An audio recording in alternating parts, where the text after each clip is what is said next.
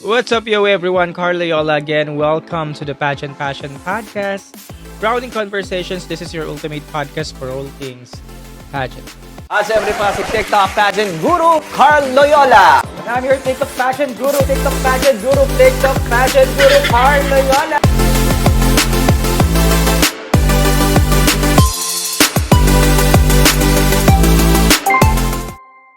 Good morning! Good morning! Happy Sunday, everyone! Good morning, everyone! Happy Sunday! Yes, I'm back! Happy Sunday! Unang live natin for September. And maaga ang live natin ngayon dahil wala naman tayong main topic. Pero kung may mga tanong kayo, edi itanong nyo na. Ayan, nauna si Jojo. Good morning, Jojo. Hello. By the way, kumusta kayo? Happy Sunday. Sarah, idol mo ba si Sarah Geronimo? Hindi naman yung tipong idol na popstar. Pero gustong-gusto ko lahat ng mga kanta niya. Every time na nagre-release siya, gustong-gusto ko. And ever since, lumaki kasi ko na nasubaybayan ko si Sarah Geronimo. Kaya, bet na bet ko siya. Pero hindi yun sagad na idol. Hindi ko makita kailan nga ang finals nito. Guys, sa mga viewers natin, kailan nga ang final? September 7, mamaya nga. Mamayang gabi. Tama ako. Mamayang gabi. Yes, gabi nga ang finals. Mr. Cosmopolitan 2025. Live sa Bangkok, Thailand. Kenneth Marcelino. Mamayang gabi. Drex, hello. Yes, gabi po dito. Nasa US ako, Drex. Pwede pa ba si Rabia sa Miss World? Pwede pa. Pwede pa naman kasi wala namang rule na nagsasabi na kapag nakapag-Miss Universe ka na, hindi ka na pwede mag-Miss World. Pero sa atin nga kasi, sa Philippine settings, pag nakapag-Miss Universe na, okay na. Pag sa Philippine settings or setup dito sa Philippine pageant. Opinion nyo po sa Ghost Flood Control Projects. Nakakagalit, nakakarimarim. Actually, mga gantong, alam niyo yun, yung mga gantong nangyayari sa government, especially, kasi lang naman to yung sa flood control, specific siya na area sa DPWH nga, di ba? Pero yung mga gantong corruption, nangyayari naman talaga siya ever since. Ang nagiging problem lang sa atin or nagiging issue, nakakalimutan natin. Pag ganitong mga nagte-trending, nako-call out, after nito wala na. So, nakakalimutan na siya. Pero sana ngayon, hindi siya makalimutan, no? Na talagang sana, alam niyo yun, managot yung dapat managot, mag-suffer yung dapat mag-suffer na alam niyo yun, yung may mga kinalaman dito. And sana, mabigyan ng hustisya yung mga victims, tayong mga Filipino. May mga nagsasabi na sana matulad nga daw sa Indonesia. Bakit hindi? Bakit hindi, no? Kasi sa Indonesia, nagising talaga sila eh. Tapos talagang ginera nila yung mga sangkot dito sa mga anomalya. So, kung tayo nga dati, nagkaroon tayo ng revolution, bakit hindi naman ngayon? Stop war, not violence. Anthony, hello! Good morning, Kuya Carl. Ayan, Anthony, nag-live na ako naalala ko, Anthony, nag-message ka ata sa akin, nahanap mo live ko. So, ito, nag-live na ako ngayon. First live natin ngayong September. Nakaalis na ng bansa si Zaldico. Actually, hindi ko nga rin alam yung mga balita sa mga ganyan-ganyan. Nadadaanan ko na lang sila sa social media. May mga instance na invested ako, yung mga Jessica Soho, pinapanood ko siya. Yung mga interviews ng mga, alam niyo yun, ng mga in-interview yung mga expert pagdating sa mga gantong usapin. Tapos tinatapos ko yung videos. Yan, tapos kinabukasan manood ulit ako pero na-stress ako. Yung every time na ganyan yung napapanood ko, na-stress ako, ganyan. Basta alam mo yun, tapos ma-anxiety, ganyan. So, the next day, hindi ko na siya pinapanood kasi nga na-stress ako. Pero dapat, alam natin yung nangyayari. Pero ngayon, hindi ko na alam yung nangyayari kasi hindi ko na nga siya pinapanood. Kasi nga, every time na pinapanood ko, na-stress lang ako. So, hindi ko na alam ang gagawin ko. Tapos, madadaanan ko dito sa FYP. Ganun pa. Yung mga Nipo babies nga, yung mga trending ngayon na Nipo babies, hindi ko siya ini-stock. Na sino ba itong mga to? Yung mga Jamie Cruz, ganito, mga Claudine ko. Hindi ko ini-stock yung mga social media nila, yung mga contents nila. kasi nga alam ko mas stress lang ako. Yung, alam mo yun, yung dami ko nang iisipin pagkatapos, mga ganun. Ewan ko, hindi ko din alam. Pero syempre, may pakialam tayo sa nangyayari sa country. At kung magkakaroon nga ng mga paglusob sa bahay, ay, mga paglusob sa bahay, makikisali tayo dyan. Palapit ang pageant season, sabi ni Mark. Correct. Ito na nga po. Etong September, actually, malapit na kasi September 29. Last week ng September, papaalis na rin si Emma Tiglao. Papaalis na rin siya papuntang Miss Grand. Pero bago yon, ayan, kaka-comment lang ni Jojo O'Neil. Chances ni Ann sa MIQ. Magko-compete na rin sa MIQ si Ann. So, parang mauuna yung pageant ni Ann. Pero bago yan, Kenneth Marcelino muna mamayang gabi. At pagkatapos ni Kenneth Marcelino, Kirk Bondad naman for the Mr. International. Isang linggo lang yon. Isang linggo lang yung pageant duration ni Kirk. As in. Then after nun, sabay-sabay sila nila Ann, ayan sa MIQ. And then, Jeter Palomo, katapusan din ng September sa Mr. Global naman. Ayan, sabay-sabay na yan. Tapos, Emma Tiglao na. After ni Emma Tiglao kasi ang Miss Grand, kahabaan niya ng Oktubre. Pagkatapos nun, walang magpapahinga dahil ito na nga po ang pinakaabangan natin. Mas busy tayo pag mismong Miss Universe season na yung buong 2 weeks na yon or 1 week. Mas busy tayo doon. So, ayan. Tapos pagkatapos ng December na, Pasko na. Pero, December, Cosmo, ayan, yung mga Globe, ganyan. International, November din yon. So, sabay-sabay sila. December, Miss Earth din. So, yan, yung buong kahabaan ng buwan na yon, last quarter ng taon. Lahat siya pageant. Kailan na Miss Cosmo, yun nga, December din siya mangyayari. First week or second week ng December. Last week of October, balipad ni Atisa, wala pa pong confirmation. Malalaman na lang natin yan pagdating ng October. Wala pa rin akong alam ngayon kahit yung send-off niya, wala pa rin namang balita. Pero normally, kapag November 21 ang pageant ng Miss Universe, October pa lang umaalis na yan. So, abangan natin mga last week, third week, fourth week ng October, baka tapos na rin ang send-off na. At napakalapit na niya dahil nasa kalagitnaan or magkakalagitnaan na tayo ng September. Kaya nga, charcoal, daming ganap ngayong Burmans. Mark, last week of October, balibad ni Atisa, yun nasagot na natin. Hello po, September na kuya. Yes, Anthony, September na. Kaya tayo nag-live ngayon. Sabi naman ni Jojo O'Neil, ayan si Jojo din yung nagtanong kanina ng chances ni Ann sa MIQ. Mamaya sagutin natin yan. Pero basahin ko muna yung comment mo. I am the only one who doesn't find Kirk Bond and attractive. Anyway, sobrang ganda ng katawan. Actually, attractive naman si Kirk. Siya yung ngayon pamantayan pagdating sa male pageant. Hindi mo siya maikakaila na siya talaga yung pamantayan. Kasi nga, syempre, nandun na rin yung dugong siya, banyaga, half ganito, half ganyan. So, ang taas talaga ng standards na set niya. And then knowing na nakapag Mr. World na siya, so ganun talaga kataas yung caliber niya. Pero, kaya rin naman siyang tapatan ng mga pure Pinoy talaga. Pero, pag si Kirk talaga, nandun talaga siya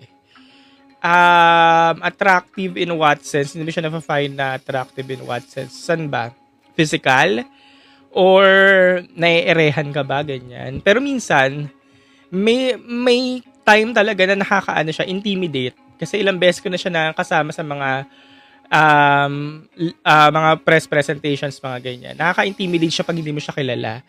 Pero, yung first time ko na-encounter kay Kirk, nakasalubong ko siya, very accommodating siya. Mukha lang siya nakaka-intimidate, pero hindi siya nakaka-intimidate. What time laban ni Kenneth mamaya? Siguro 7 or 8. Magla-live din pala ako mamaya kasi nga abangan natin tong live ni Kenneth. Pero gusto ko yung live natin mamayang gabi ay Q&A. Para may pang-upload ako sa kabilang channel. Ano pang nalalapit ng mga pageant? Kakasabi ko lang kanina. Miss Cosmopolitan mamayang gabi, afternoon. Mr. International Thailand base, then Miss International Queen Philippines, then Mr. Global, then MGI, and then Miss Universe, Miss International, Miss Globe, sabay-sabay na yan. Yung iba, wala pa akong confirmed dates nung iba. Pero dapat kino-content ko na siya. Dati kino-content ko na yan, yung mga confirmed dates sa mga ganito. Pero ngayon wala akong ginagawang content. Sige, gagawin ko yan. Sabi ni, if you ever live, Kuya, kinikilig na ako kay Kenneth Kabungkal recently.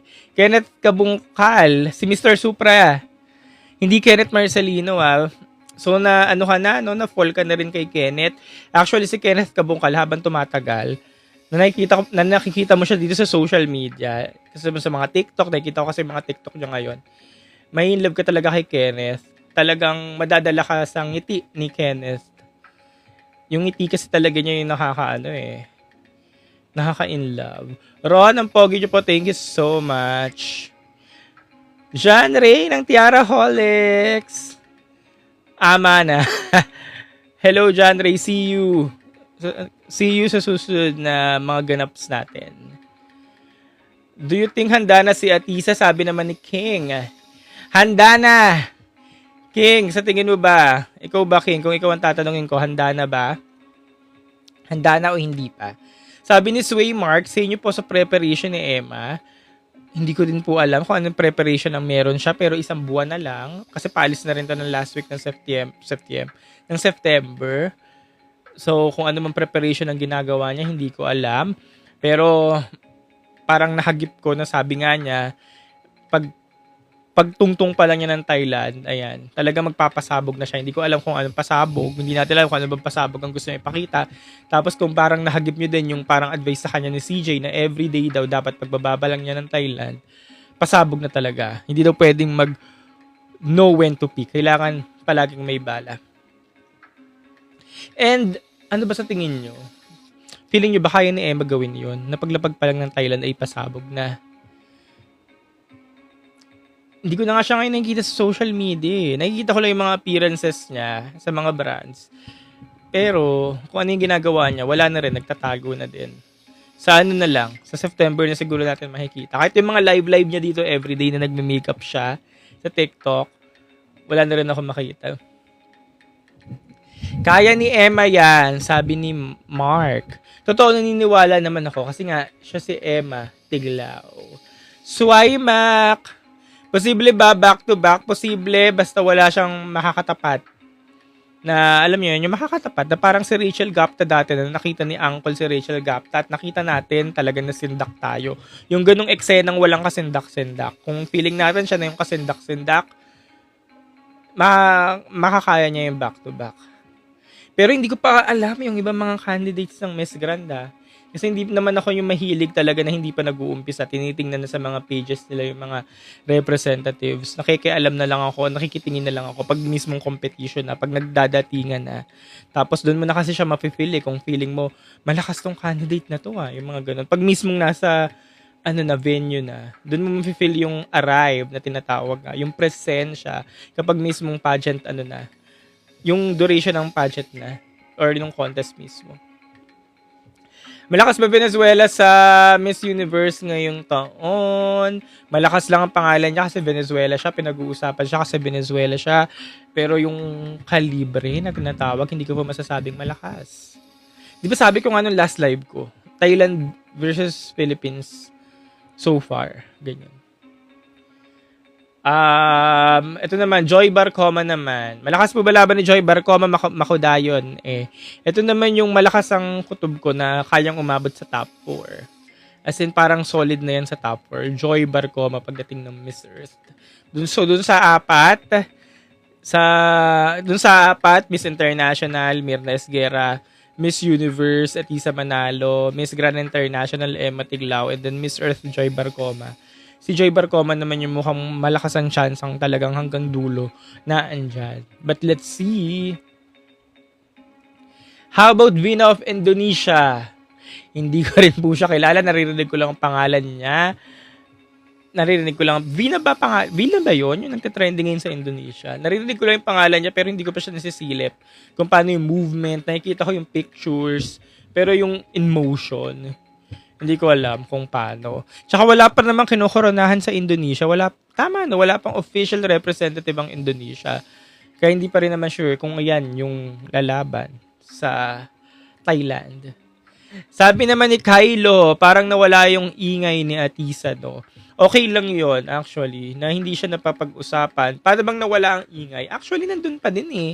Kasi sa Thailand, maingay talaga yung pangalan niya. May mga lumabas nga nito lang na nandun siya, nahagip siya dun sa parang pa-teaser ng mismong Miss Universe pageant. Maingay pa rin yung pangalan niya, pero yung ingay ay hindi dahil maingay siya dahil ito yung mga ipapakita niya pagdating sa Thailand. Maingay siya dahil siya si Atisa.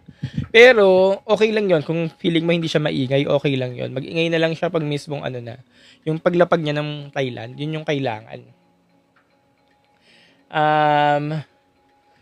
Eto, bakit naman daw tinitipid ni Ma'am Peachy ang ME Prod? 25 years na sila. Wala naman nakapagsabing tinitipid, wala naman nakapagkumpirma siguro base sa ating mga pageant fans or sa inyong mga feeling tinitipid yung pageant ay mukhang talagang tinitipid. So, depende yan kung paano natin nakikita.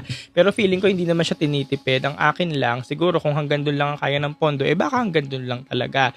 Pero hindi naman natin masasabing tinitipid kasi hindi naman nila mismo sinabi na, tinitipid namin na. Tayo lang naman ang nagsasabing, tinitipid kasi yun yung nakikita natin. Pero sa aking sariling pananaw, mukhang hindi naman siguro tinitipid. Baka hanggang dun lang ang kaya ng pondo. Kasi kung meron namang ilalabas, bakit hindi ilalabas eh? Mark, mga October magpapa-sneak peek na siguro mga pasabog ni Atisa. Sige, subaybayan natin yan ha. Pero, yung mga past representatives ba natin sa MU, tama, sa Miss Universe, nag-i-sneak peek din ba sila? Ng mga bandang ganyan na, yung mga bandang October. Si Chelsea, oo, pero paunti-unti, like yung mga, headshots, ganyan.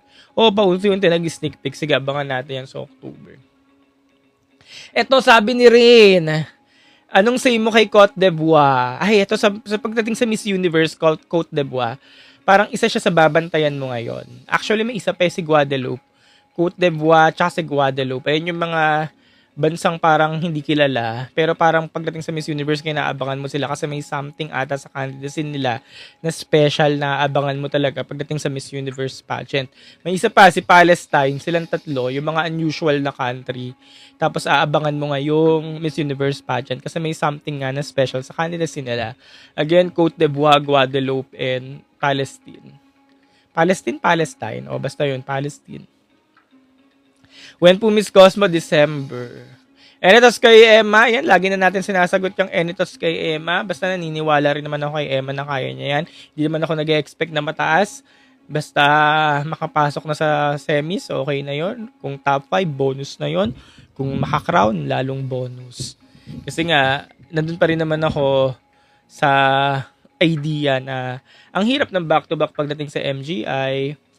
Kasi wala pa nakakagawa noon, and then knowing 13 years, 13 years no, ang MGI, baka hindi pa siya ibigay, pero kung kaya naman, kung papala rin, edi happy kung ibibigay. Gawa natin ng issue si Atisa para umingay, sabi ni Jaja Colin. Anong issue, Jaja? Paano bang issue? Good or bad na issue ba? Pero okay na yun, na hindi siya maingay ngayon. Ang dapat niyang umingay pag nandun na sa mismong Thailand na. Diba ganun naman dapat? Kailangan makagawa ka ng ingay. Pero sa mga Philippine delegates kasi wala namang problema sa paggawa ng ingay. Kasi maingay talaga mga Philippine delegates. Kasi nga, naka-Philippine sash. Kaya walang problema dyan. Hermes, ganda ng boses mo. Thank you so much, Hermes. Gawa natin ng issue, nabasa ko na. Makailan laban ni Anita? Yung laban ni Anita, ang pagkakaalam ko din ngayong September. Parang last week of September, pero wala pang confirmation. Baka October na yan or November. Last year, si Blessa, lumaban siya first week of October. So, baka si Anita, since September na wala pang confirmation, ang mismong Miss Asia Pacific, sa Cebu siya gagawin, by the way. So, baka October na din yan. O baka hindi lang ako updated. Pero dapat ngayon siya, ngayong buwan. Eto, Suway Mac. Do you think hit or miss styling ni Atisa? Hit or miss? O, naniniwala ako. Yung ganung ganda kasi ni Atisa talaga. Parang hirap niya minsan stylingan, ang hirap damitan. Siguro gawa ng balat, gawa ng mukhang angelic, gawa ng mukha niya na angelic, kaya ang hirap stylingan. Pag na-stylingan mo siya or sabihin natin na make-upan mo siya, na nasaktohang hindi bagay sa mukha niya, mag-iiba talaga yung timpla ng mukha. Minsan, iba yung tingin natin, ang tsaka or ang ganda. So, mahirap talaga. Kaya naniniwala ako sa sabi ni Suwaymak na hit or miss talaga siya, especially sa gown, sa mga color ng gown, ganyan. Ganun siya kahirap damitan. Or pilian ng kulay ng gown, or kahit napilian ng design ng gown. Pero, ang maganda naman kay Atisa, minsan na-check talaga nila. Tumatama naman. Like for example, yung finals ng gown niya last MUPH, ganyan. So, kaya nila yan. Magaling naman ang stylist nun. Makeup artist, ganyan. Eto, Ryan Pass.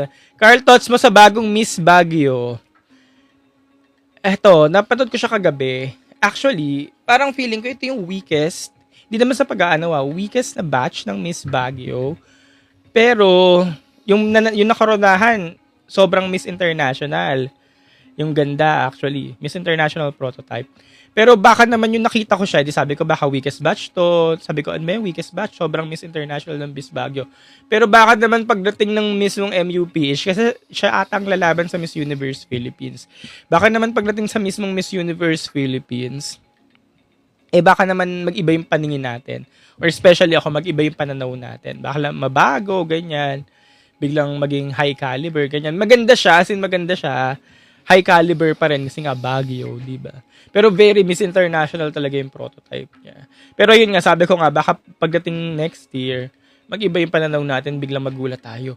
Siya na ba yun? Parang ganyan. Kasi yung nakita ko siya, hindi ganun yung feeling ko nung nakita ko na nakoronahan si Gwen. Parang magkaiba. Gets you ba? Pero yun. Tapos speaking of Baguio, meron ding Miss Universe Philippines Benguet. Mag-aano sila ng pageant, hindi sila mag-a-appoint. So, baka yung ibang mga Baguio queens, makita nyo sa Miss Universe Philippines Benguet. Parang ganyan. Thoughts po sa hotpicks ni Parade of Beauty. Nilagay si Emma sa number 16 lang. Alam niyo na yung mga gantong hotpicks. Unang-una, syempre yun yung discretion ni Parade of Beauty, ni Mama Bex. Yun yung discretion niya. Kung feeling niya top 16 lang talaga si Emma, edi ayan, respect natin na top 16 lang. Pero sa kabilang banda, naiintindihan ko yung mga ganito, na minsan, yung may mga sikat na girls nilalagay sa mga mababang pwesto para umingay mismo yung top picks. O, di ba, pinag-uusapan natin ngayon, and pinag-uusapan natin siya kasi ganun tayo na curious kung bakit nilagay. So, pwede siyang gawin minsan, nilalagay sa mababang pwesto para umingay. Kasi ang pangit naman ang laging number 1, di ba? Parang kasi obvious naman na number 1 yan kasi Philippines. So, hindi na siya pag-uusapan. Pero pag nilagay mo sa ganyang mga pwesto, pag-uusapan talaga siya. Ganun ang ginagawa ng iba sa pagkakaalam ko. Pero kung yun talaga yung pananaw ni Mami Bex sa number 16 na yan, respect natin yung kanyang decision. Kasi hindi ko rin naman nga kilala kung sino ba yung mga makakalaban ni Emma. Alam ko lang Thailand, ganyan. What are your thoughts about Miss Baguio? Yan, nasagot na natin. Si Cote d'Ivoire kasi nag-runner-up sa Miss World nung time ni Maureen. Si Miss Guadeloupe, di ba nag-runner-up din sila? Silang parehas, ganyan. Thoughts mo sa hotpicks ni Parade of Beauty? Yan, nasagot na natin. Do you still believe know when to pick na strategy sa Miss Universe? Charcoal! Do you still believe sa know when to pick na strategy sa Miss Universe? Naniniwala naman ako sa know when to pick. Pero dapat ikaw yung malakas na kandidata. For example, ikaw si Vina. Kasi si Vina ka na Vina Prabinar. So, pwede ka mag-know when to pick. Kasi kahit ang pinapakita mo, mediocre lang, or yung mga, alam nyo yun, yung mga hindi naman pick, ang pinapakita mo, magpipick ka talaga. Pero pag hindi ikaw si Vina, hindi ka talaga magpipick. Walang magpipick kung ang candidacy mo hindi si Vina Prabinar.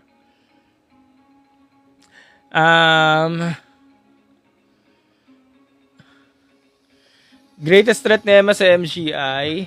Hindi ko pa po kilala yung mga candidate. Hindi ko pa po kilala yung mga candidate sa MGI.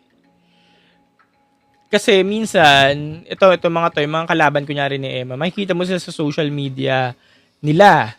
Makikita mo sila sa mga pages ng mga Latin pages or sa mga ibang pageant pages. Pero pag nakita mo sila doon, magkagandahan ka lang.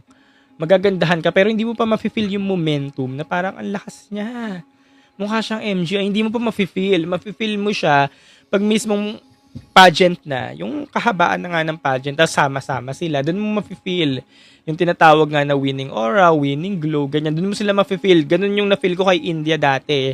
Last year, yung nagsama-sama nila sila, doon mo siya mafe-feel. Kaya nga hindi mo masasabi kung sino yung pinakamalakas ng kalaban. Basta mafe-feel mo yan pag time na ng arrival, yung nasa airport na, nagdadatingan na. Yung unang arrive pa lang ng girls, mararamdaman mo yun eh. Ganun yung naramdaman ko kay India nun eh. Hanggang sa nagtuloy-tuloy na yon, yung mga ganun pakiramdam. Si Denmark, actually si Denmark sa Miss Universe, alam nyo yan, ganun din ang pakiramdam natin kay Denmark noon.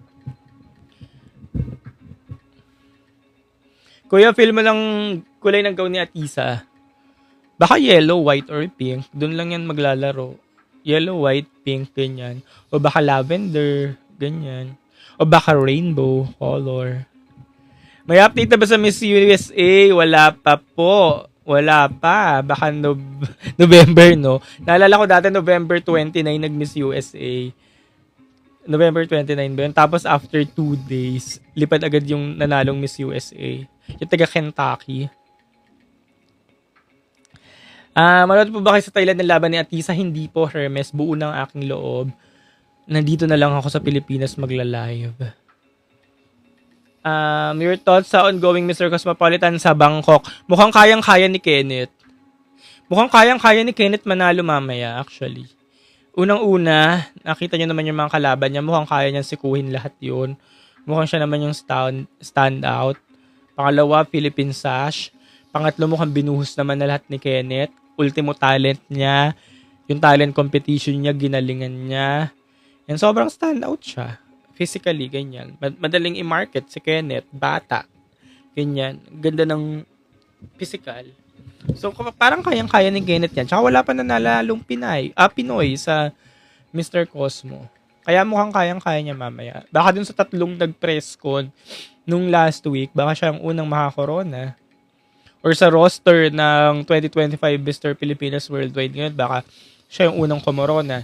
Tapos si Kenneth Marcelino pa yung, alam niyo yon, yung siya yung most bash sa roster ngayon eh. Most bash siya kasi LGBT nga daw. Lagi ko nababasa sa mga comment section na bakit siya na andyan, parang mali pageant yung sinalihan niya. Pero hindi nyo ba nagigets? Hindi nyo ba nagigets sa atin, sa community natin? Lahat naman tayo dito, LGBT sa mga nanonood. Hindi nyo ba nagigets na yung representation niya na, alam nyo yun, pinasok niya yung male pageant. Unang-una, lalaki pa rin naman si Kenneth kasi meron siyang toot. So, anong inaano ng ibang mga, anong pinuputok ng butsi ng ibang mga pageant fans na bakit siya nandyan? Meron pa rin naman siyang toot. Parang si Bea lang naman siya eh. Bea, Michelle D, di ba, mga LGBT, pero hindi naman pinuntak din ng bashing na bakit nasa Miss Universe, di ba? So, si Kenneth kasi, ito si Marcelino, siya yung first openly gay. Siya yung first Tama, no? Si Kenneth Marcelino na yung first openly gay. Yung talagang naglantad, aminado, na LGBT. Tama, no? Siya, no? Si Kenneth talaga, no? Yung openly gay. So, hindi ba kayo natutuwa dun sa mga bashers ni Kenneth? Hindi ba kayo natutuwa na talagang, alam niyo yun, parang meron tayong space pagdating sa mga gantong straight pageant. Kasi yung iba sa atin, yung mga kapatid nga natin na gusto sumali sa male pageant, pero dahil nga kapatid nga natin sila, nahihiya sila na baka nga ganito, i-bash, ganyan. Well, nangyari na nga kay Kenneth, binash nga siya. So, ganun na nangyayari. Pero dahil nga ito, nandito na si Kenneth Marcelino, he paved way na pwede naman pala talaga, na posible naman pala talaga mag-compete, makoronahan, ang isang openly gay pagdating sa mga straight male pageant. Kaya, sobrang ganda ng representation ni Kenneth Marcelino. And kung siya yung mananalo mamayang gabi at mukhang kayang-kaya niya, edi sampal yun sa lahat ng mga bashers niya, di ba? So mukhang kayang-kaya niya yung mamayang gabi. Mukhang siya pa makakakorona sa roster ng Mr. Pilipinas Worldwide 2025 mamaya. So yun. Mix. Sino sa palagay? Mix. Nasaan ako? Sino sa palagay mo mag-uwi ng crown ng Miss Universe this year? Sabi ko nga ng mga last live ko, it's Atisa versus Vina. It's Thailand versus Philippines lang yan. Kung si Vina, wag na kayong magtataka kung bakit si Vina. Alam nyo na yan kung bakit si Vina. And kung si Vina man yung mag-uwi ng corona, ay dahil malakas si Vina Prabinar. Okay? Kaya wag na magtataka kung bakit si Vina. Kung si Vina man yan, dahil malakas talaga si Vina Prabinar. Kung si Atisa, edi masaya tayo. Kung si Atisa, malakas din si Atisa mag-uwi ng corona dahil si Atisa manalo siya. And sabi ko nga nung last live ko, never underestimate the power of repeaters. Sa mga patuloy na umuulit-ulit lang, sa mga nakailang beses, never underestimate the power. Kasi kadalasan ito yung mga talagang nananalo, yung mga paulit-ulit-ulit na. Sino much better sa comm skills? Vina or Atisa? Si Atisa. Si Atisa, itatanong pa ba natin yan? Pero guys, kasi again, yung Q&A sa Miss Universe, hindi na siya deal breaker ha. Hindi na siya big deal, hindi tayo IMG era ha. Basta na itatawid yung Q&A, okay na yon. So, hindi siya big deal talaga na, kumusta naman siya sa Q&A? Mga, okay ba Q&A niya? Wala nang ganun-ganun ha. Kasi, alam nyo na ang labanan ngayon sa JK and Nawat era ha. JK and Nawat na tayo hindi na tayo IMG. Hindi na rin tayo JKN lang. JK and Nawat na tayo. Jaja, alam ko marunong naman siya mag-Ingles. Alam ko nga magaling yan mag-Ingles Ang hirap lang minsan kay Vina yung thought process niya. Magulo ang thought process ni Vina. At hanggang ngayon parang hindi niya pa rin talaga na-perfect yun. Compared naman kay Atisa, si Atisa talaga. Pero again nga, basta maitawid lang ang Q&A ngayon sa JKN. Nicaragua, Denmark, hindi naman pulido ang Q&A nila. Pero dahil ang ganda ng kabuuan nilang dalawa ni Denmark, alam mo yun, si Denmark, si Nicaragua, ang ganda ng kabuuan nila. Showgirl talaga sila, showstopper, performer, mga ganun. Talagang, alam mo yung ginagawa lahat sa stage. Kaya sila yung nanalo. Pasarela Tisaway, sabi ni Keiki. Okidoki na banggit ko na kanina yung kay Miss Baguio. Ang haba ng sinabi ko kay Miss Baguio. Sabi naman ni Lee Harvey, grabe si Vina, di na makontento. Singer. Vina Morales yung sinasabi mo. Lee Harvey, kapatid na siya Ina Magdayaw. Magkano po mic nyo? Actually, nabili ko lang to dito sa TikTok shop PM ako, send ko sa link. Pero matagal na, last year pa. And ngayon ayos pa siya. Pwede pang live singing. Thoughts mo po as ni Miss Grand Venezuela kung allow siya ni CJ sa Instagram, sabi niya, who is CJ? Hindi ko po napanood yung mismong clip na yan, RRN. Pero siguro kung sinabi yan ni Miss Venezuela, imposibleng hindi niya kilala si CJ. Kasi si CJ ang reigning. Baka lang, sarcastic na joke. Yung parang sino siya, kahit kilala mo. Malakas ba laban ni Atisa? Yes po, kakasabi ko lang kanina. Bakit malakas ang laban ni Atisa? Kasi nga siya si Atisa manalo. May clout sa pangalan ni Atisa. May Miss USA na ba? Wala pa po. Thoughts sa Miss Universe Latina. Ito nga pala, nakalimutan natin to. Yung Miss Universe Latina ngayon, isa rin siya sa mga malalakas feeling ko sa competition. And bibigyan niya ng space or ng place. Sabihin na natin may special placement na yun sa semis. Kasi nga, siya si Miss Universe Latina. And pakana siya ng mismong nandun sa loob ng organization ng Miss Universe. Kaya mukhang may special space siya. Pero kasi hodang may special space siya or special slot na nga sa semis, magaling siya. O panoorin yung performance niya sa Miss Universe Latina. Kaya mukhang pepwesto yan. Tapos syempre Latina, kaya nandun talaga yung galing niya. Tapos sabi ng nag-comment kanina, nachichipan daw siya. Actually, ang chip naman talaga. Pero sabi ko nga dati, hindi naman siya sustainable. Baka ngayon lang. Para lang siyang Miss USA 52. Lalala nyo yun, yung season ng Miss 52 USA, yung parang may isang taon na nagkaroon ng isang state, number 52 siya, galing siya sa random states ng Miss USA, or ng United States, so parang ganun lang din siya.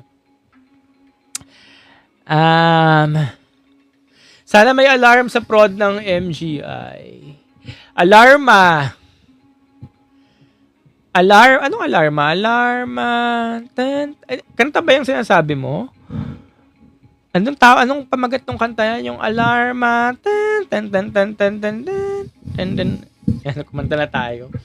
Anyways, yung MGI Colombia 2023 sasali sa Miss Universe this year. Pero di pa sure kung mananalo si Maria Lopez. Ayun ang hindi natin alam. Pero kasi nga Colombia siya. Every year, ang Colombia, umaakyat talaga yan. Kasi nga, Colombia siya. May distinct na power ang mga Colombiano pag nasa Miss Universe kahit sino man yan.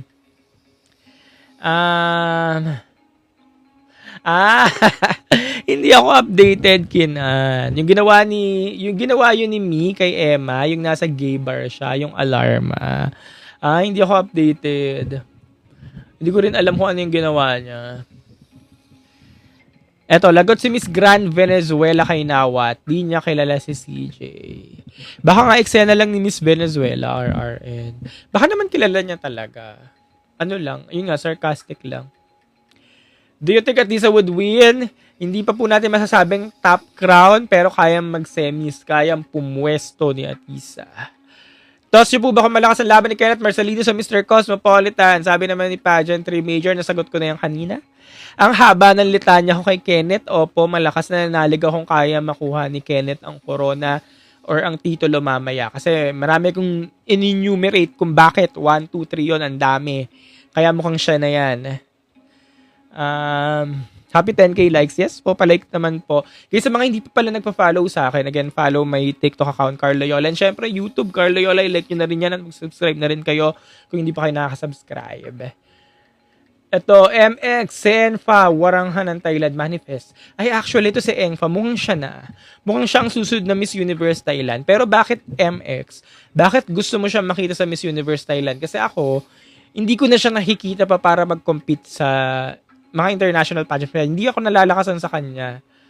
Kung may gusto ko makita sa Miss Universe Thailand at maging Miss Universe Thailand sa mga susunod na taon, baka si Prau na. O kaya ito, si Phuket. Yung ganyan. Pero si Engfa hindi. Feeling ko hype lang siya. Pero mukhang nakatadhana na yan si Engfa. Parang naligawan na. Na Engfa, ikaw na yung susunod Next year, ikaw na yan. Engfa, sumali ka. Mukhang siya na yan. Pero hindi ako nalalakasan sa kanya. Kailan Miss Glow? Baka December yan. Sabi ulit ni RR, may possibilities ba na mag top 20 or 10 lang si Atisa di aabot sa top 5? Posible siya. Nangyari yan kay Michelle D. Alam nyo, ang nangyari kay Michelle D, kahit anong pilit ni Michelle D, nangyari talaga siya. Posible siya mangyari. Kaya nga sabi natin, manage your expectations. Hindi naman ako nag-expect na, sige, top 5. Kung magka-top 5, bonus na lang. Kung makakaroon ko corona, bonus na lang. Basta mag-semis lang si Atisa. Naalala nyo last year si Chelsea, 50-50 pa si Chelsea doon. Buti umabot pa hanggang top 30. Lahat pwede mangyari ngayon sa JK and Nawat era. Kahit ikaw ang pinakamalakas na kandidata. 2022 or 2023, Celeste Cortesi, di ba? Hala natin, si Celeste kayang-kaya kasi plakado ang mukha. Pero, gano'n na nga nangyari. Kaya lahat pwede mangyari. Pwede din sa MSMUPH kaso nag-MGI siya.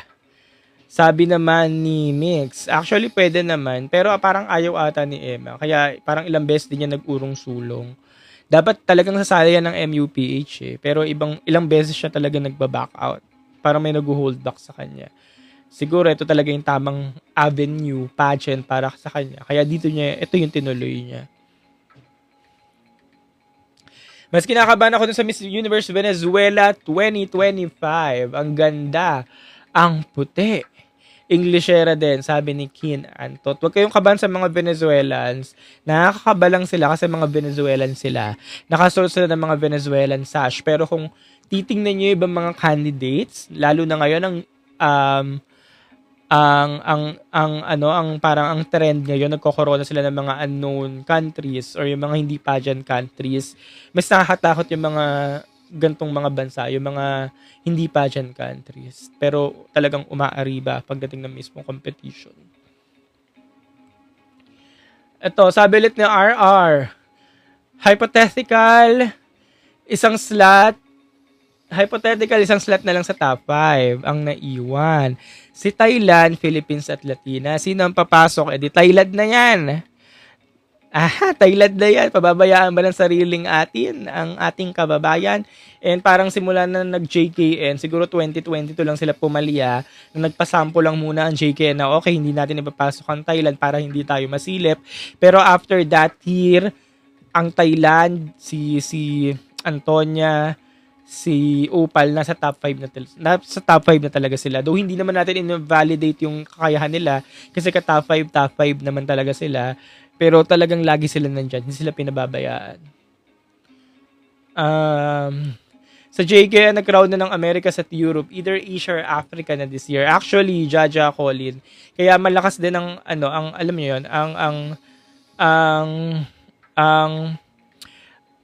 ang narrative na si Vina, mukhang siya talaga. Kasi nga, eto nga, sabi mo nga, either Asia or Africa na this year. Or sige, sabi natin, Vina Atisa, ganyan. Kaya sinasabi ko rin dati pa, Vina Atisa lang yan. Vina versus Atisa lang yan. Tots po kay Mirna Esguera. Sabi naman ni Charcoal. Mirna Esguera, basta mag-placement. Basta mag-place lang, okay na. Wala naman akong high hopes talaga kay Mirna. Basta mag-place lang. Yun lang. Idol na idol ko kayo. Yes, Bri. Thank you. Si Bri naman. Sayang daw si Kimberly Street. Ito, MX. Ano nangyari nga pala kay Kimberly Street? Lumaban niya ng Miss Universe Philippines Australia. Miss Universe Australia, diba, this year. Hindi siya nakuha. Sayang. Gandang-ganda ka dyan last year eh. Archer! Nandito ka na naman. Ayun, nandito na naman si Archer na present lagi sa live. Thoughts sa mga hanash ni Stephen of Miss International, if ambadder sila, bakit over sa hanash? Actually, hindi ko rin alam. Pero siguro kung si Stephen yung ano ba si Stephen? Siya yung pinakamataas sa Miss International, di ba Pinoy yan? Okay, kung unbother sila, bakit nahanash? Siguro kailangan humanash para masabi or madepensahan talaga yung kung ano man meron sa organization. Pero ewan ko siguro ganun talaga sila or ganun siya. Kailangan talaga humanash. Ganun siyang tao. Hindi ko rin alam. Pero kung yun yung magpapaluwag sa dibdib niya, edi go lang. 2023, di naman talaga nakapasok sa top 5 ang Thailand. Though goods naman, sagot niya sa top 5. Antonio Persil yan, JK, .k ha. Yung pinag-uusapan natin. Hindi. Top 5 si Antonio Persil. Eto. Miss Bilasano naman daw, sabi ni Andre 12. Pwede daw sa MU or MI.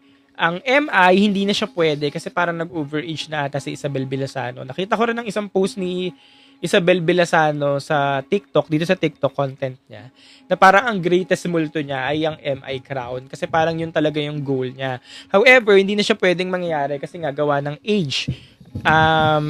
Nalampasan na ng edad. Pero sana siya yung nakoronahan noong 2023. Actually, malaki naman talaga yung cloud kay Isabel Bilasano noong 2023 na siya yun. Siya or si Trisha Martinez. Pero nag-iba yung ihip ng hangin noong 2023. Hindi sila yung nakoronahan. Pero dapat si Isabel Bilasano na yun. Pero kung, alam niyo yun, kung nangyari na si Isabel Bilasano yung nakoronahan ng 2023 na Miss International, baka wala tayong Face of Beauty ngayon. Wala tayong corona ng Face of Beauty. And kahit siya, wala siyang international title kung siya yung nakoronahan ng Miss International noon. Kasi hindi talaga para sa kanya pala yun. Diba? Gets nyo? Na kung naiba yung posisyon, na iba yung tadhana, di wala siyang international crowd ngayon. Pero parang ang goal talaga ni Isabel Bilasano, MI talaga. Now, kung papasalihin niyo siya sa MUPH 2026, parang hindi rin uubra. Kasi galing tayo ngayon sa, itong MUPH 2025, galing tayo ngayon sa manikaan. Sa Tisay, maputi, mahinhin na mukha. Naka-prototype ni Isabel Belasano. Alam niyo naman, ang MUPH or ang Philippines, hindi sila nagko-corona ng mga pare-parehas sa mukha. Magkamukha yung dalawa, magkahulma. So, kung papasalihin niyo sa Isabel Belasano sa MUPH 2026, baka pas muna ngayon. Sa next year nyo na siya pasalihin, 2027, 2028, total wala namang age requirement. Para mas malaki yung chance niyang manalo. Kasi baka ang mangyari sa susunod, sa next year, baka ang koronahan nila yung morena, ganyan. Para iba naman ulit sa mukha ni Atisa. Kasi diba, every year, iba-iba yung mga pinapadala natin.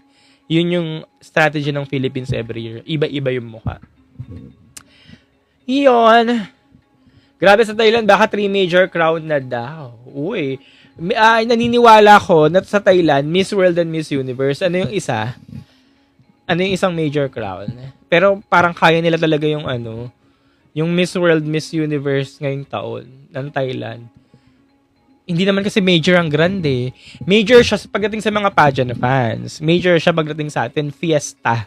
Pero pagdating sa libro, ang tinutulig natin na major or big four, Miss International, Miss Earth, ganyan. Silang 4. Pero sige, sabihin na natin. Pero yung Miss Grand, kasi hindi ako naniniwalang kaya nung Thailand na Grand. I mean, kaya nung Miss Grand Thailand ngayon na makakorona ng Grand. Malayo. Mas naniniwala ako dun sa mga ibang Latinas na mas kaya nila. Malayo sa malayo. Pero yung Miss World, Miss Universe, ayun ang kaya nilang matarget ngayon. Parang yari na talaga yan. Yung pagkaka-announce pa lang ni Opal, in-announce pa lang si Opal na si Opal ang lalaban sa Miss World. Sinabayan ang pag-announce or yung during that year, candidate na din si Vina, diba, sa Miss Universe Thailand noon.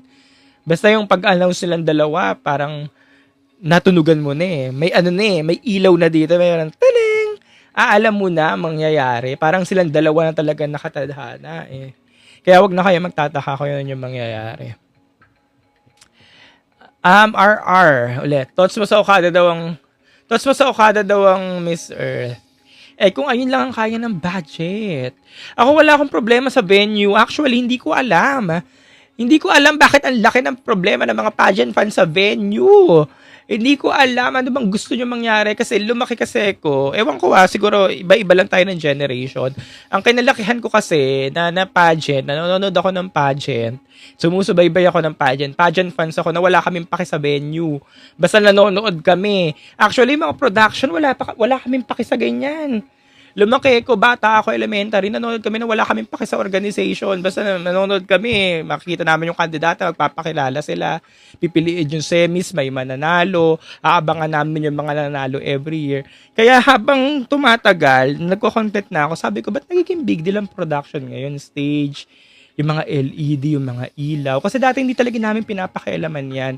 Tapos na-realize ko na lang na siguro part talaga 'yun ng alam mo 'yun, nag-i-evolve tayo, kailangan natin sumabay. Wala, nag-i-evolve tayo, nagpo-progress, kailangan natin umusad. Siguro naging part siya ng gano'n. So tinanggap ko na lang na sige, oo. Pero parang ngayon, hindi ko naman sa inaano, pero parang ang OA na ng alam mo 'yun, na lahat na lang stage. Ano ang problema niyo sa stage? Bakit hindi yung candidate yung tingnan niyo? Yung parang gano'n ang nagiging ko lagi. Bakit hindi yung candidate yung pansinin niyo? Yung mga gano'ng eksena, ganyan. Sige, sabihin na natin old-fashioned ako. Baka nga gano'n talagang old-fashioned ako. So, baka gano'n din ang Miss Earth. Kaya hindi sila nag-i-evolve pagdating sa production, sa stage, ganyan. Pero anyways, wala talaga akong problema pagdating sa mga stage. Ang akin, basta mairaos yung pageant, pagdating sa TV, kung sa TV ka man nanonood, malinaw ang nakikita natin, okay na ako doon. Tsaka, ayun lang, camera angle, camera panning, basta doon lang siguro tayo mag-evolve. Pero sa venue, kasi hodang malaki yung stage o hindi, okay na sa akin yun. Basta maayos yung napapanood natin pagdating sa screen. Pero ako, pananaw ko lang naman yan, as a pageant fan, na lumaki during the early 2000, na nakasubaybay early 2000, basta maayos yung napapanood natin sa TV. Kung sa TV ka man nanonood, okay na yun. Kasi mas inaabakan ko yung mga candidates, especially itong mga candidates na to, pag lumalaban na sa international pageant. Iyon. At ito nga, pag-usapan natin si Joy Barcoma, since Miss Earth naman ang pinapanood natin, or topic natin, Malakas si Joy Barcoma pagdating sa Miss Earth pageant. Kaya niyang mag-top 4. Kaya niyang umabante. Kaya niyang umusad. Ayan, sabi tuloy ni Reniel, nagalit tuloy si Reniel. Marami na talagang reklamador na walang ambag. Di ba? Wala namang problema talaga sa location. Ano naman kung Okada? Pagdating naman kung sa screen ka lang naman nanonood, ang laki-laki ng tingnan ng stage. Gets nyo ba? Yung ang laki-laki ng tingnan ng stage, ang mahalaga, maayos yung camera angle, yung camera panning, tsaka malinaw. Kasi sa screen tayo nanonood Sa TV Sa laptop, sa screen. So yun lang naman ang mahalaga sa akin, basta malinaw. Pero wala sa akin problema talagang venue. Wala. Siguro, nadala lang tayo ngayon kasi lahat ng pageant ginaganap sa MOA Arena. So, dapat, kung nagpa-pageant ka, dapat ginaganap sa MOA. Nandun yung respect natin pag ginaganap sa MOA Arena. MOA Arena. Wala siyang pinagkaiba sa mga host na dapat pag pageant, ganito yung host. Pag mga ganito lang yung host, mababa, hindi natin pinapansin yung mga ganun. Siguro nadala lang siya gawa ng ganung clout. Pero dapat ang tinitingnan natin yung quality ng mga girls, ganyan. Or yung pinaglalaban talaga nitong mismong pageant. Or kung relevant pa ba siya, ganyan. Hindi lang basta nakapag-pageant. Tsaka yung existence, ganyan. Leo Cart. Hello, Leo. What's up? Thoughts kay Ann Patricia. Ano pong thoughts kay Ann Patricia? Kayo na lang ang tatanungin ko. Thoughts kay Ann Patricia Lorenzo. Given na kakaalis niya lang. Kayo na lang ang tatanungin ko kay Ann Patricia Lorenzo. Jaja, ginawa niya yan dati outdoors in my old building na may mataas na hagdan. National Museum, Jaja, 2006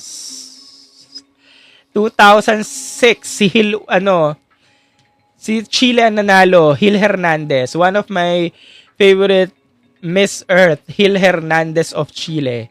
Siya yung nanalo sa National Museum 2006.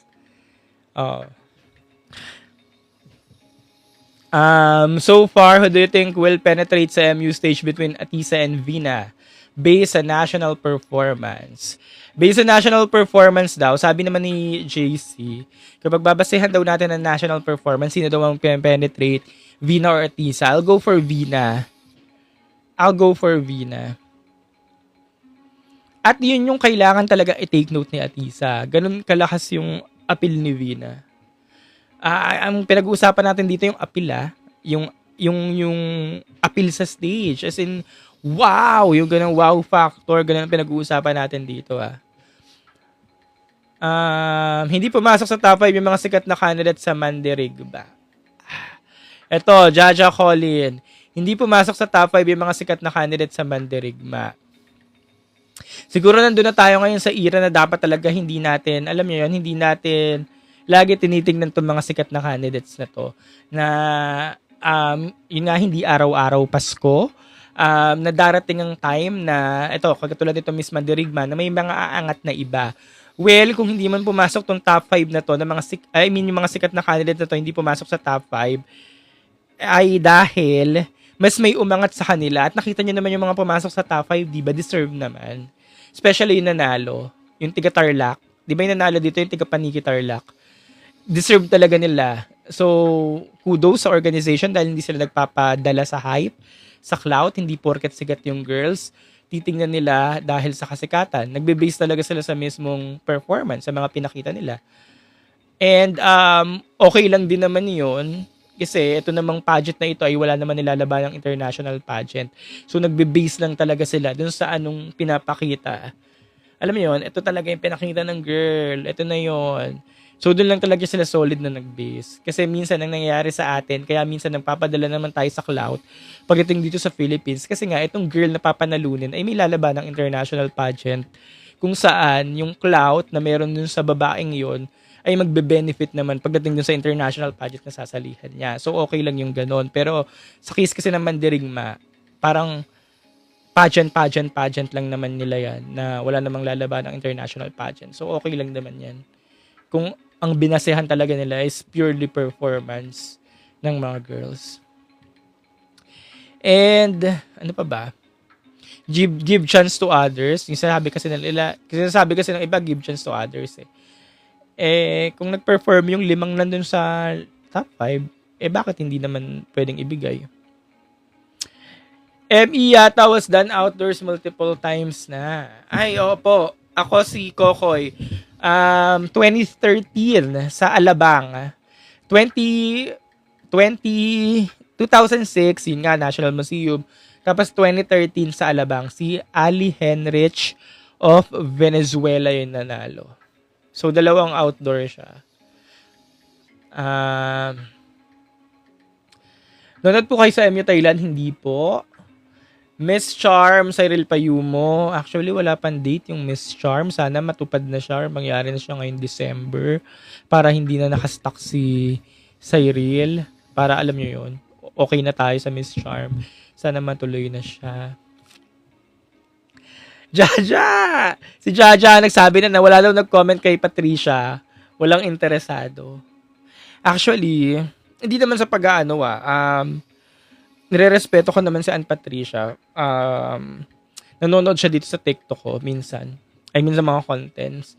Pero baka ganun lang talaga pag hindi talaga gusto ng madla yung ipadadala pagdating sa international pageant, hindi mo talaga makukuha ang simpatya ng lahat ng Filipino pageant fans. So, ganun yung nangyari sa candidacy niya ngayon. Hindi naman natin masisisi yung mga Filipino pageant fans kasi ganun nga nangyari, ganun naging tingin natin. Kaya, parang ang miss nito, dun talaga sa organization nung pangyayari. Pero hindi rin naman natin masisisi yung organization kasi nga, siya yung pinili.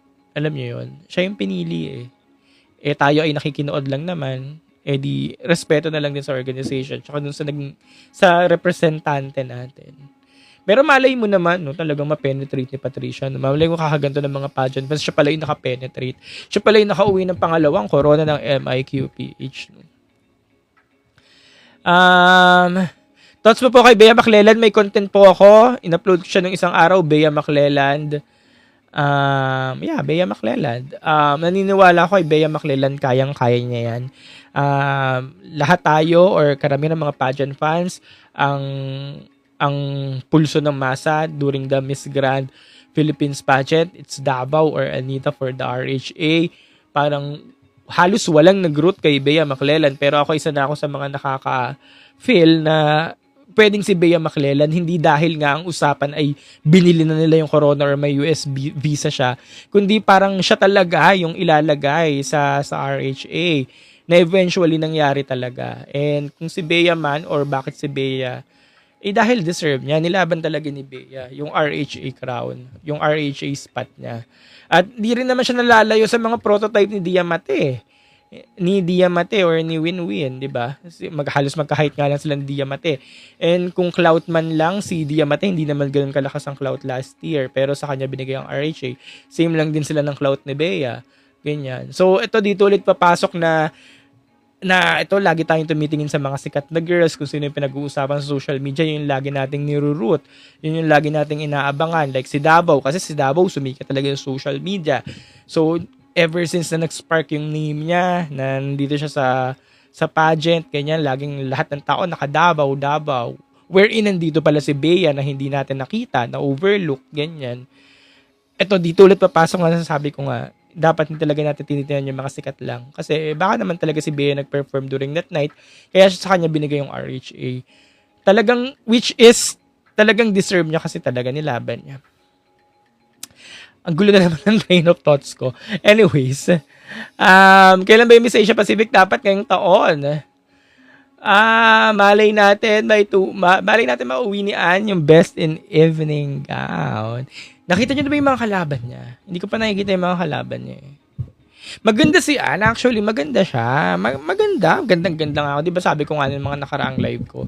Bet na bet ko yun sa mga Super Serena pa lang. Kasi nga kamukha niya si Bea Alonso. Pero ngayon, syempre umusad na tayo. 2026 na. Marami talaga mas maganda sa kanya. 2025 na, I mean. Marami talaga mas maganda sa kanya. Lalo na yung last laban niya sa MIQPH. Naungusan talaga siya pagdating sa ganda, sa performance. Kaya hindi natin siya mailaban ngayon. Hindi natin maipagtanggol, ganyan. Pero maganda talaga siya. Maganda ko sa maganda. At naniniwala naman akong kaya kaya niya tong MIQPH dahil naging fuel niya, naging sandata niya yung mga pambabash ng tamo niya ngayon. Sabi ko nga, never underestimate the power of repeaters na mga paulit-ulit sumasali kasi ito yung magigil talaga pagdating na sa mga international pageants. Kaya yun yung magiging sandata niya sa MIQPH. Kaya naman talaga lalaban at lalaban yan. Advance ako 2026. Actually, lagi ko yung nasasabi sa mga content ko. Kaya minsan, nag-uulit ako pag nagte-take ng content. Kasi 2026 ang nasasabi ko. Ganun ako ka-advance. O baka gusto ko lang talaga mag-2026 kasi feeling ko, pagdating ng 2026, makakahinga na ako ng maluwag. Nanonood po pala si M5 and Val sa finals ng MUT. Yes, nanonood naman yan madalas. May Miss Intercontinental pa po ba? Meron pa po. Ang Miss Intercontinental ay manggagaling sa mutya. Ang mutya ng Pilipinas, sobrang late talaga nila mag-hold ng pageant. Ang Miss Intercontinental nangyayari siya December. So, para magpapang-abot lang naman sila. Iyon. Ilang oras na ako nagla-live? 10, 16. So, mga isang oras. Guys, mamayang gabi magla-live pala ako. Mag-Q&A tayo mamayang gabi. Mamayang gabi, again ang agenda mamayang gabi, Mr. Cosmopolitan. Yeah, Kenneth Marcelino. Pero magla-live ako mamaya, tapos mag-Q&A tayo. Ang topic natin mamayang gabi ay kung sino sa tingin nyo ang kayang makakorona sa ilang mga girls na inaabangan natin for international pageants. Ito na, Mirna Esguerra, Atisa Manalo, Emma Tiglao, Chelsea Fernandez, Anita Gomez. Yung sa tingin yung posibleng makakorona bago matapos ang taon na. Yung kayang-kaya talaga. Or Joy Barcoma, ganyan. Yun yung topic natin. Yun, marami rin naman sila. Ayan, yung kung sino pa yung mga lalaban this December. Sa tingin nyo yung sinong kaya. And why? Yes, oo, magpapakita tayo ng guest mamaya. Kayo, yung mga nanonood, interviewin ko kayo. Ganun yung ano natin mamayang gabi. Habang nanonood tayo ng Mr. Cosmopolitan. Habang naka-live ng Mr. Cosmopolitan. Tapos, i-upload ko kasi siya sa kabilang channel para may pang-upload ako. So, yun yung topic natin mamaya.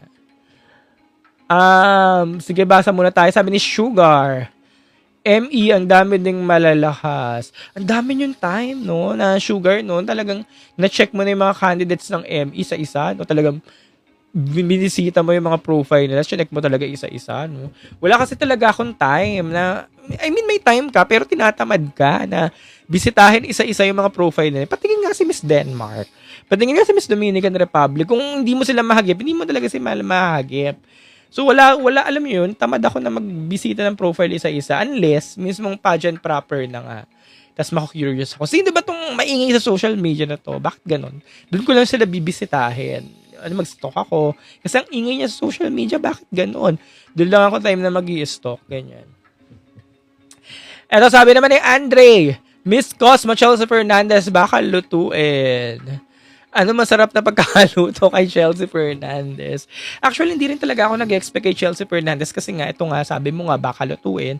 Tsaka, pangalawa, sa Asia pa din kasi gaganapin, Asia inanalo, Indonesia, so baka iikot nga nila yung corona. So, pwedeng, or malakas talaga dyan, Latin, baka sa Latin nila ilako ang corona. So, kung sa Latin man yan, hindi hanap yan ng mga girls sa Latin community na malakas yung clout sa candidacy. Unang-una na nga dyan, si Ita Limora, or kung sino man yung ma-discover nila pag mismong na. Pero hindi mo naman mamenos talaga ang kalibre ni Chelsea, alam nyo naman yan. Paglapag niya pa lang sa Vietnam, nito lang nag-launching ng pageant, talagang ang lakas niya, litaw na litaw siya. Ganyan.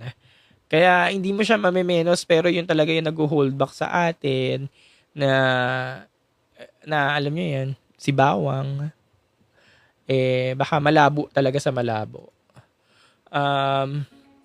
Si Jason, hindi naman ako paano pageant, pero nandito ako nanonood. Bakit ka nandito, Jason? Bakit ka, hindi ka makarelate, no? Hindi ka makarelate, Jason, sa mga term, no? Sa mga term, sa mga pangalan. Ano pinagsasabi nito? Sino ba yung mga yan? Mga ganun. Lalo na sa mga term. Pag hindi ka pageant fan, hindi ka talaga makakarelate. Sabi ulit ni Sugar, ibibigay sa kanila pa rin, VT.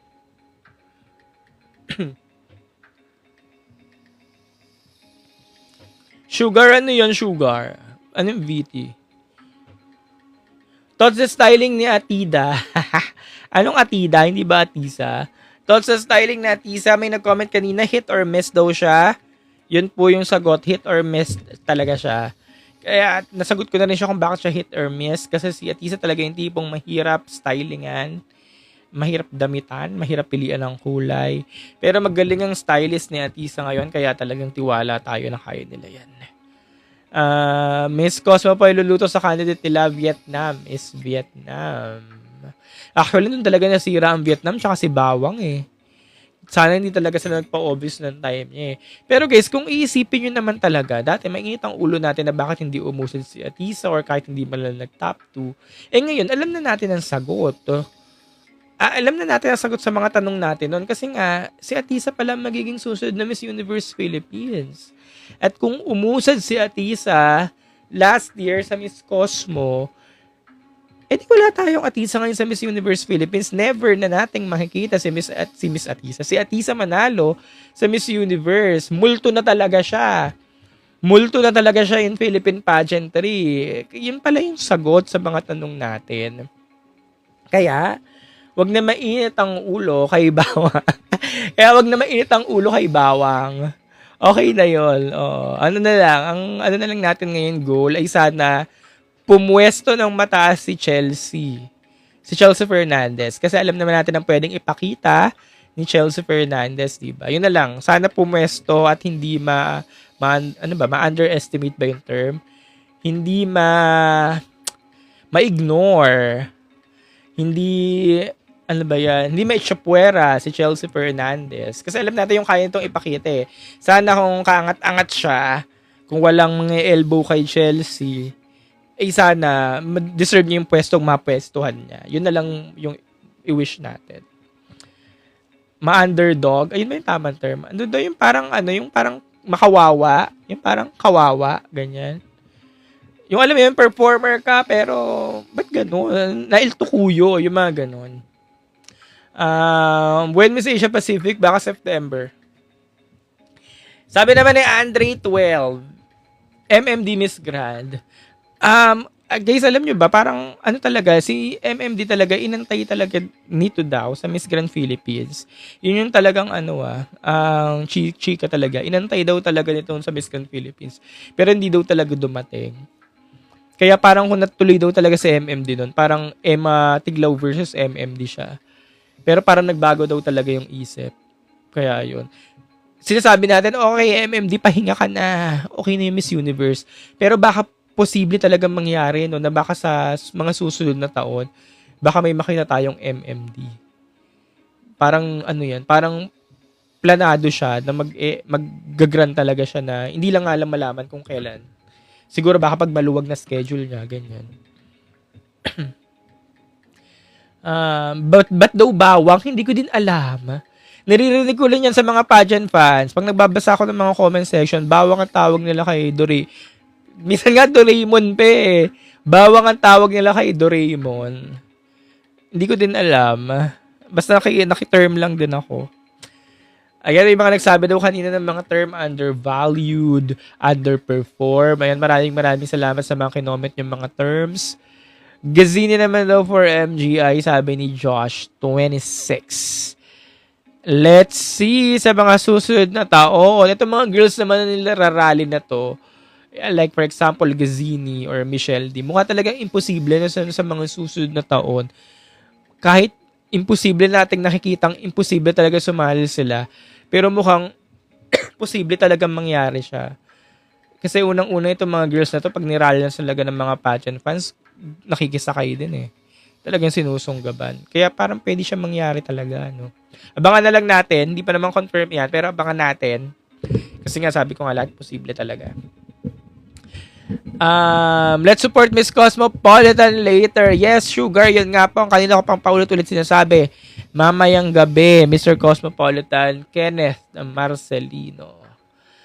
Salamander, si Kim Duyan, Doraemon Me. Siya yung Doraemon. Okay, si Kim. Okay, gets. Thoughts on Miss World. Sobrang lakas ni Krishna pero wala pa rin talaga. Um, paano bang sobrang lakas? Hindi naman sobra. Hindi siya sobra ha. Malakas lang. Yung ano naman ako. Yung nanalo si Krishna ng Miss World Philippines, sabi ko nga, ay, maling pageant, ganyan. Pero, malakas yung mga pinakita niya. As in, alam mo yun, lahat palakado lagi, mga damit niya, lahat ng gown niya, bagay sa kanya. Pero pagdating niya ng Miss World Philippines talaga, hindi mo siya masabing sobrang lakas eh. Siguro kung nasa ibang pageant siya, dun ko masasabing sobrang lakas. Malakas lang siya in terms of Krishna Gravides siya. Pero yun nga, nandun pa rin siya sa maling pageant talaga. During the Miss World pageant, silang dalawa yung naglaban ni Opal. Kung wala nga si Opal doon, baka si Krishna talaga yun. Ganyan. Yun, nandun si Opal eh. Pero, alam niyo yun, kung wala si Opal doon, sa tingin niyo, si Krishna pa rin talaga yun. O baka ibang continent, Europe, Africa, America, iba sa tingin niyo. Kahanay-hanay na Miss Grand and Miss Universe in terms of quality of candidates. Let's be honest. Ay, oo, RR. Ever since, after pandemic, napansin ko din yan na yung mga Miss Grand candidates, yung mga candidates sa Miss Grand International, parang halera na ng Miss Universe after pandemic. Minsan mas grabe pa nga eh, mas high caliber pa sila, yung mga candidate ng Miss Grand. Lalo na ng mga batch nila Roberta noon, nila Isabella Menin. Talagang, grabe pa sa kalibre ng mga Miss Universe. Baka ganun na rin talaga siya pinaghahandaan itong mga bansang to. Na okay, Miss Grand tayo. Dapat ang Miss Grand natin. Dapat ganun talaga kasi ito yung most awaited, most anticipated, most watched. Kaya dapat yung Grand natin, ganito talaga. And wala nakuha siya ng pageant owner, nakuha nila Nawat yung gusto ng madla ng mga pageant pa sa buong mundo, nakuha nila yung recognition, yun, ganun talaga. Tapos yun, kahit naman sa atin dito sa Philippines, talagang siya yung pinag-uusapan ng pageant. After Miss Universe, Miss Grand talaga tayo nakatutok. Tapos ang parang pinaka-fiesta dito sa atin ng lahat ng mga pageant fans pag Miss Universe Philippines season, Miss Grand Philippines season, Miss Grand International, tsaka Miss Universe. Yun yung pinaka-fiesta sa atin. Ganun nakuha ni Nawat yung level of anticipation. Salamander, sabi daw ni Tita, planado na raw talaga si Opal since mag-host ang Tay. O, diba, kahit si Tita nasabi na dyan na planado. Ako wala naman sa akin nag-chika, pero parang kung babasahin nyo, kung alam niyo, kung nakasubaybay ka talaga sa mga pageant, ever since, kung nakasubaybay ka, alam mo yung mga kwento nito, mababasa mo at maintindihan mo na talagang planado na to. Kaya nga si Vina rin, actually si Vina din, diba? Ito, Thailand World Universe, mukhang nandyan na yan eh. Yari na yan. Inaantay na lang makakoronahan. Kaya kung sakaling mangyayari yung Vina sa Miss Universe 2025, wag na tayo magtaka lahat kasi nga, yari na talaga siya. Na-threaten ka ba kay Vina Pavinarsing? Oo, kasi nga siya si Vina. Tsaka, nagkatotoo nga yung hula. Nasabi ko nga, di ba, nakoronahan na si Opal, candidate si Vina sa MUT. Sabi natin na, pag si Vina yung nanalo, siya na yung Miss Universe na. Yun na yun. Nag-aalain-alain na lahat. Alam niyo yun, nag-aalain-alain na yung mga stars. Although masaya tayo kay Vina kasi nga I'm a solid Vina ever since na gusto ko makita si Vina sa MUT. Pero mukhang talagang nag-aalain-alain na sa kanila lahat. Pero sana mali lang tayo ng hinala. Pero mukhang yun na talaga yun. What time ang Cosmo? Hindi ko po sure. Baka 7 or 8 sa Philippines. Abang na lang tayo mamaya 7 or 8. Maaga yan eh. Maaga sila. Pero di pa rin may tatanggi na nalo ang Tay sa luto. Kung ganon. Kung performer si Vina ha. Sige, manonood tayo sa November. Kung performer siya, pag lutang na lutang siya, kunyari hindi siya na elbow ni Dominican Republic, ni Ecuador, or sino naman, ni Brazil, USA, Philippines, ganyan. Kung feeling mo kaangat-angat siya, wag natin sasabihin luto ha. Siya talaga yon. Pero kung feeling natin may mas umangat, alam niyo yon, may mas umangat ang performance. Kunyari si Nicaragua, ganyan. Ang galing ni Nicaragua na nangyari. baka sila talaga yun. Ganyan. Mas malakas pa rin daw si Antonio kay Vina. Mas malakas si Antonio kaysa kay Vina. Antonio versus Vina. Antonio versus Vina. Sino ba mas malakas? Antonio, Vina? I think di pa naman sure si Vina, medyo nawawalan glow. Tayo pag international pageant na. Kasi dalawang tinitingnan natin eh. Yung technical, tsaka yung fundamental. Pagdating sa fundamentals, kung babasahin nyo nga yung kwento, yun nga. History, kwento, ang mga plans, ganyan. Malakas si Vina, pero pagdating sa technical, doon natin masasabing mahina siya. Sa ngayon, Antonia kasi may tapatunayan na, sabi ni Jaja Colin. Bakit kasi Jaja Colin ang pangalan mo? Ang sarap-sarap banggitin ng Jaja Colin. Antonio Comskills Vina stage performance, sabi naman ni Yuri. Malakas si Antonio, kaya nga na-elbow si Vina kahit sobrang lakas ni Vina sa performance. Malakas si Antonia, kaya nga na-elbow si Vina. Ang lakas ng winning glow ni Antonia nung MUT. Nung MUT, nung 2023, lakas ng winning glow. Jet, hello! Anong toothpaste mo? Filter. Naka-filter to. Hindi, joke lang. Veneers kasi to. Naka-veneers. Ang veneers, pag nalilinis, maganda ulit. Unlike pag yung totoong ngipin. True ba yung pipila na for grant sa Miss You? True ba yung pipili ng representative for grand sa Miss Universe? Ay, wala pa pong confirmation yan. Yung Miss Grand Universe na tinatawag, wala pang confirmation yan, pero pwede siyang mangyari. Kasi itong owner ng Miss Grand ay kasabwat na din sa Miss Universe pageant. Ang ganda ni Sir Carl, Puterium Beauty. Barbs! Anong puteri pinagsasabi mo dyan? Mukhang Pero alam nyo ba, dati nasa Thailand ako, napapagkamalan akong Indonesian. Indonesian? No! Philippines! What's on your take on Miss Grand and Miss Earth? Take ko sa Miss Grand, RRRRN? Miss Grand talaga yung gusto na. Di ba sabi ko nga kanina, ano lang naman yan kung hindi Miss Universe, Miss Grand.